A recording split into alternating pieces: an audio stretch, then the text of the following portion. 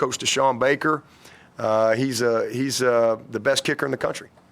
Simple as that. He's kicked more field goals, I think, than anybody ever. I think he broke the all-time high school record maybe about halfway through the season this year. But, Hoosier he's an athlete. He's comes from an athletic family. Obviously, his mom and dad were both athletes here at Clemson. He's a leader. It's been really fun to watch, this class and how they interact. These kids all get to know each other really well before they ever get here.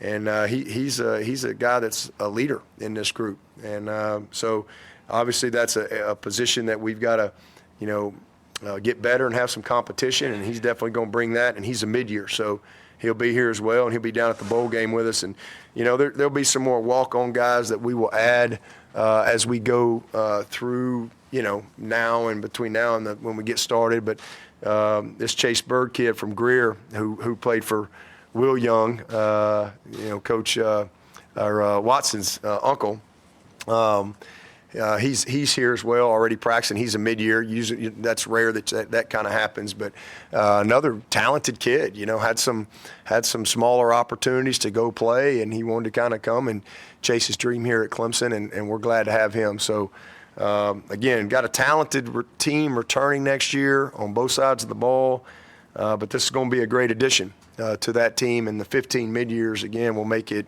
I think, an exciting spring. So excited about the day, excited about welcoming everyone officially.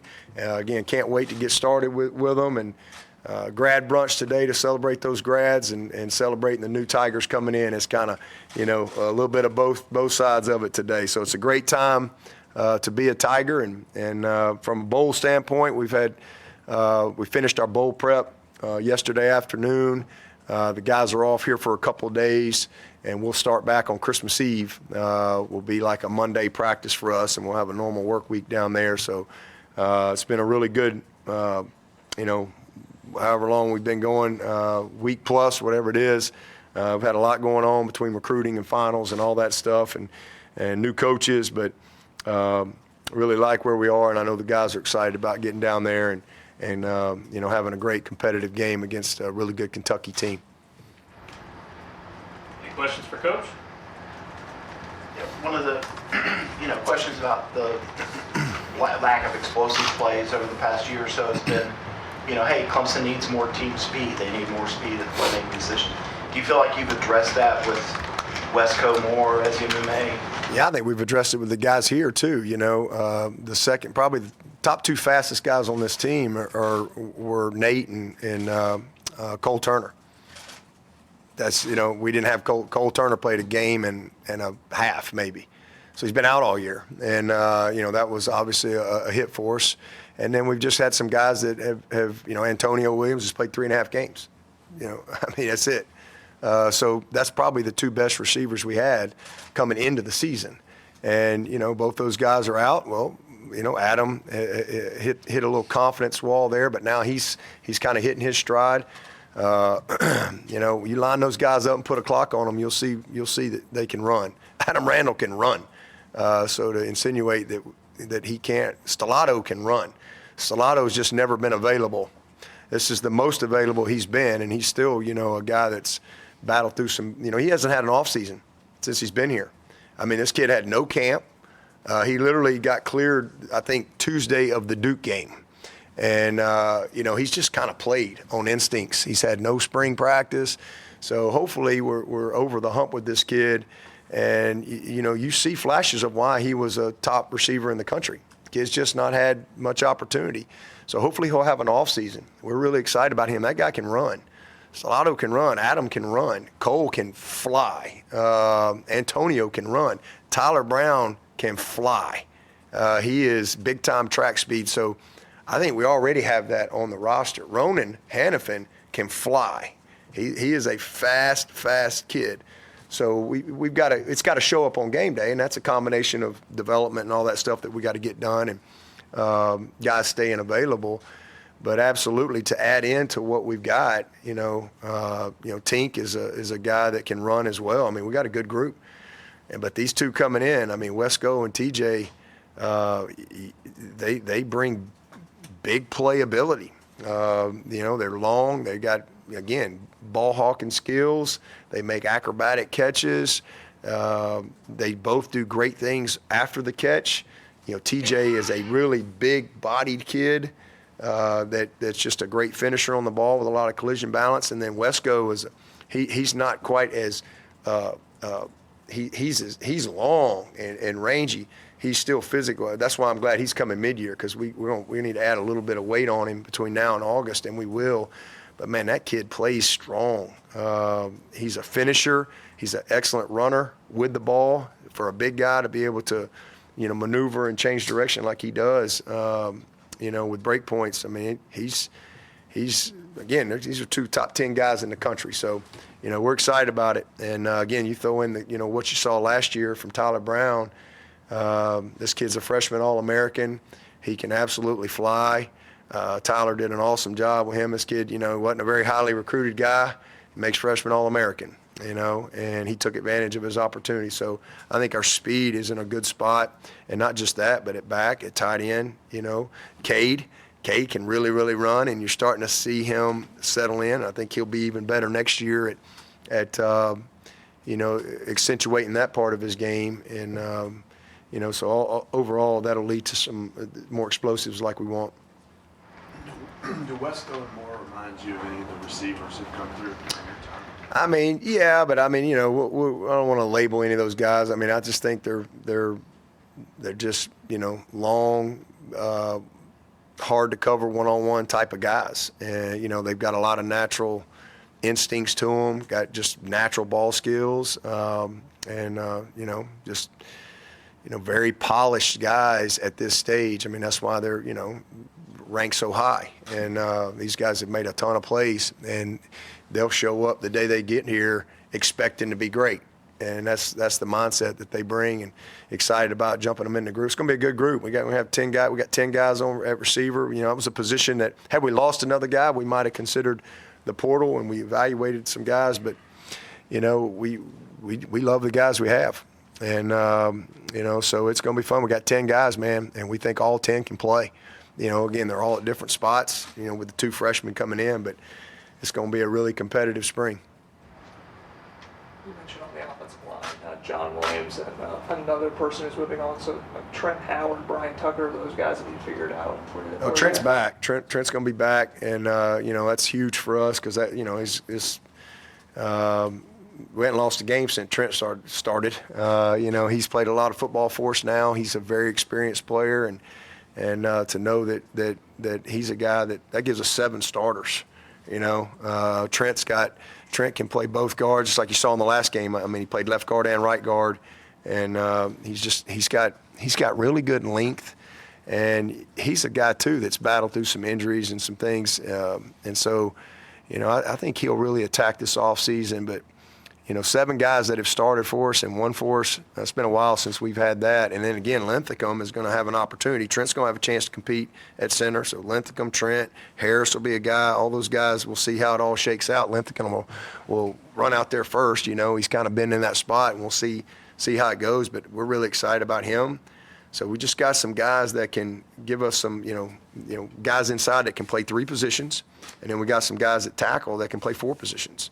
So that's a really good situation, and again, 7 of them have a ton of experience. So I'm excited about where we are, and and frankly, that's kind of what hurt us with some of these portal guys. We really weren't looking for a one and done guy. That really wasn't what we needed. You bring a guy like that in, you're going to lose somebody. We like our guys. We don't want to lose any of those guys. We believe in Tristan and Colin and Blake. And those guys that Marcus Tate, these are guys that can play tackle guard for us. We're really excited about them and where they are. So we were really looking more for, and this is kind of, we didn't know how it was going to play out with Mason, when I was going to play out with Elijah, and we ended up getting those guys, which is just a home run for us. But we were really looking for guys that maybe had at least maybe 3 years left. We felt like that would be a good fit for us, but. It's as I say, they got to choose you. I mean, you can try all you want, but they got to choose you, and it's hard when you got 7 starters coming back, and there's a reason. A lot of these guys are in the portal for a reason, right? They want to be the guy, and I can't guarantee anybody's going to be the guy. You get an opportunity to be the guy, but you got to earn it. And so, but thankfully it all worked out. Just worked out the way it was supposed to. Getting Elijah and getting Mason really was big for us. 'Cause obviously they'll come in and compete right away, but give us guys that have a lot of years ahead of them. I guess, are you at your number offensive line wise then? Yeah, we are. Yeah, we're right at our number. And I don't even know if I mentioned Chat Pendergrass. I mean, y'all have heard me talk about him. This kid's if he was coming out right now, they'd be lined up to sign this guy. He was a tight end over at TL Hanna, and not a guy that ever played a snap of offensive line until he came here. But this is a good football player. He's a good player. He's a lot like Phillip Price was. Those of you who've been around here, they ended up being our starting left tackle on the championship team. I mean, he's got some good football ahead of him, and just gives us some good depth. So he's kind of a 16th guy, if you will. So to have 16 guys that you feel good about, I mean, and we do. I mean, I'm really excited about Zach Owens. He's down to about 360. I mean, hard to say he's down to 360, but he is, and he's on his way. So if we can keep him in the right category, this kid's got all of his football in front of him. Same thing with Ian, big physical kid. We're excited about him. And then obviously Harris played as a freshman last year, and Blake Miller's a 2-year starter. Colin Sadler, redshirt freshman this year. Man, he's an outstanding player. What Tristan Lee did this year. I mean, these guys really kind of, really have given us a lot of confidence moving forward. Marcus Tate, we all know who he is, and getting Walker Parks back is going to be a big shot in the arm. He's been out all year. So we got a really good group, and I think a very good mix of, older guys. We got a big junior group. We got a few seniors next year. And then, really good, sophomore in Harris, and then some guys coming in to get in that pipeline to go along with those redshirt freshmen. Talked about how valuable that mid-year arrival is for the guys in their development, but do you see that kind of as that next evolution of the crucial key to winning and having success with going the high school route and not that portal route? I mean, Tyler Brown didn't get here till right at 1st of July. He made freshman All-American. We had other guys that come in mid-year and they don't play. It's all about maturity, focus. I mean, it's a transition. Christian Wilkins showed up in the summer. He did pretty good. We had guys that come in mid-year that redshirted. It just depends. It depends on where they are developmentally. And but I will say this, I mean, it's awesome to be able to start that process for them. And honestly, the mid-year thing is just, it's a function of the portal. There's so many of these high school kids are just being like, it's almost like if they're not a mid-year, they get pushed aside, because everybody just needs, they want these guys right now. And it's really impacted the high school recruiting from that standpoint. So you're going to continue to see that. 15 mid-years, I mean, it's like a norm now, right? And even more for some places, especially, if you're bringing in a bunch of portal guys. So, it just depends. Depends on who they are and where they are, developmentally, maturity-wise, especially, their focus, because there's a lot that comes with it. But I've seen both. Guys come in mid-year, it really pays off when they play, and I've seen guys come in mid-year and they don't work quite like they need to. It's a little bit they're not quite as mature as they need to be, and they play their way on the sideline. And then I've seen guys show up in the summer that you really don't think they're probably gonna play, and wow, man, they're Tyler Brown. On that note, how much of an appeal, with all the ways that recruiting has changed in recent years, when you go into a kid's living room, to be able to sell them on the opportunity that if you do the things the right way and you do what you're supposed to do, you'll get a chance to play right away. How much is that still an appeal in the kids you're recruiting? Yeah, I don't promise anybody anything other than I'm going to love them, I'm going to challenge them, I'm going to hold them accountable.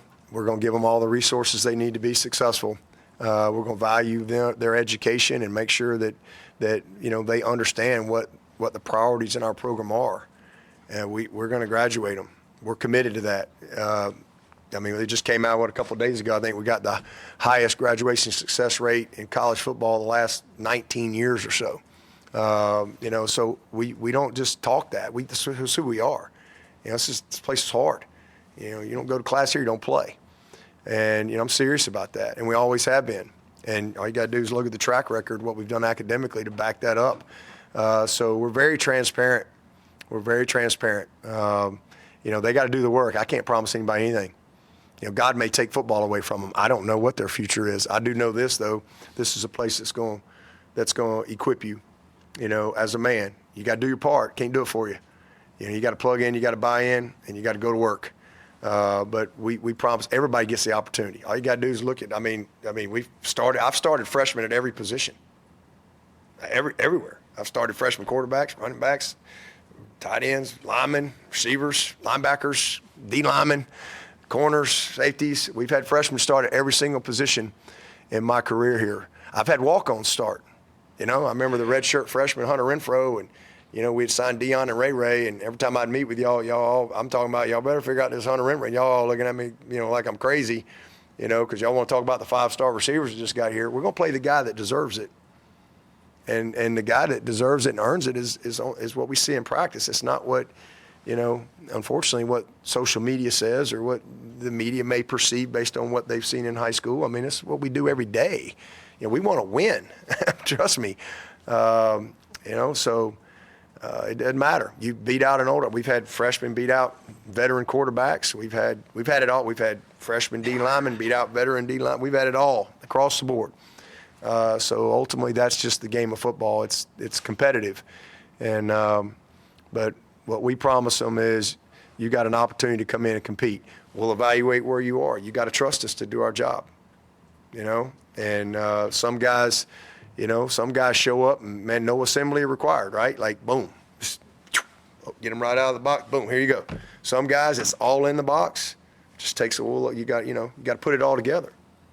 You got to read the instructions, figure out how, and then you put it together. And in the end, it's a table just like that other table, but this one was already put together when it just showed up, right? And you just, boom, it can function. The others, you got to get it all there, and then it can function. And that's just the process of young people and the challenge of college football. So that's all we promise them, man. Everybody's got opportunity. You got to take advantage of it. Ian Reed, you mentioned him, but not bowl practice. He's not practicing. No, he won't practice. He's cut. For spring? Oh yeah. He's coming off of he's had I don't know the exact word, but he's been sick. But he's I think on the right path there, and we're just excited about him, man. We saw enough of him during the season, during practice and all this. He's a tough physical kid. He's like a bigger Harris, if you will. Likes to play, wants to learn. Very eager. And so, he's got a lot of days ahead of him. So hopefully he can kind of get this situation under control and get back out there this spring, get rolling. Any questions for Coach virtually? Yeah, Dabo, it's Pete at AP. Happy holidays coming up. Couple of quick questions. When these guys come down and join you at bowl practice, the few who are going to do that, do they get a full Clemson indoctrination right away? Are their habits being looked at immediately? And hey, you got to change this and change that. Does it start right from the time they get with you guys? Yeah, it's obviously it's not as thorough as it's going to be when they're going to move in on the January 7th. We got orientation the 8th and 9th, and there's a lot that happens in that. Team rules, expectations, all these things, and then we'll have school will start on that Wednesday. I'll have them over on that Thursday. We'll have their first team meeting on that Friday, the 12th, and there's a whole process. Paul Anderson kind of manages our freshman transition, so it starts right away. But it's a little more, one-on-one individual, because it's not a huge group. They're not all there for the bowl, but a bunch of them. I think we'll have 7 or 8 guys coming in. So yeah, we get started. Get started right away. Get them in line. Start teaching individual. Start learning. Start getting to know people and it's full. Last year was the first time I've been around that, and it was really cool. It was really cool to see Khalil Barnes and Shelton Lewis. I think, who else was there? Was there one other? We didn't have many. Was Steph Island there? Maybe Steph Island. Maybe Burley, Big Burley. He came in there. I think he was one of them as well. But that was pretty cool to just start that process before I've ever been able to do it before. I was going to say too, the roster management issues, given the COVID exemption and things like that, are you starting to get more of a handle on it? Is there going to be a year, I don't know, 25, 26, where you got to bring in 35 guys because the numbers just run out? Yeah, I don't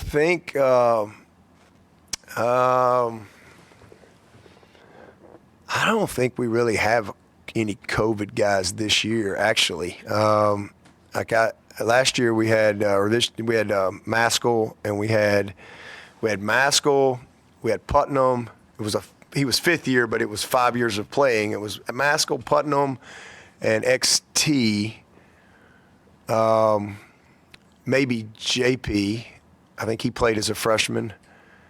Tyler Davis. He played as a freshman. So those were all 5 years. I don't think we have any COVID. I think everybody this year is within their eligibility. But yeah. So well. I mean, I think we got another. I think it goes through like 25 or something like that. So we do have a guy. We got a few of those guys that are going to be 5th-year seniors this year that technically could have another year. I think it's Trent Howard's class and Swanson and all that. So technically, those guys could have Trent could actually have 2 more years if he wants. I don't think he will. I think he's going to get married and all that. But so I think we maybe got 1 more year of potential COVID stuff, but I think from our standpoint, we kind of are aware of all those situations. Yeah, thank you, appreciate it. Hey Dabo, this is Anna Adams. If you know it off the top of your head, could you name I guess you said 7 or 8 guys that will be at the bowl on site? Where's Sorrells? I don't know if he's in here. I know Hoosier's coming. I think Corian is coming. I think from a mid-year standpoint, let me look at it here. Azuma May's coming. I don't think Wesco's going to make it down. I don't think Ronan's coming. Watson may come. Elijah Thurman, I think, is coming. Mason Wade, I believe, is coming. Kasai's coming. Champ's already here. Sammy's coming. Tavoy is coming. I said Corian's coming. I believe. I'm not sure on. I know Ricardo's coming. I'm not sure on Noah, and Hoosier's coming, and Chase Bird is here, the walk-on. So we got a good group. Good group. Thank you. And then a quick question: defensive end, are you guys done there, or is that possible? You could still add there either high school or the portal. I don't see a portal situation. That was a position that we looked at. We kind of evaluated every position on our roster from a portal standpoint as a staff, and that was a position that, with the guys that we have in house and what we've been able to see from those guys, it wasn't a position we wanted a portal guy. Because you got a guy like Peter Woods that can play anywhere. So, is there a guy out there that we think would come in and be better than that? We didn't feel that.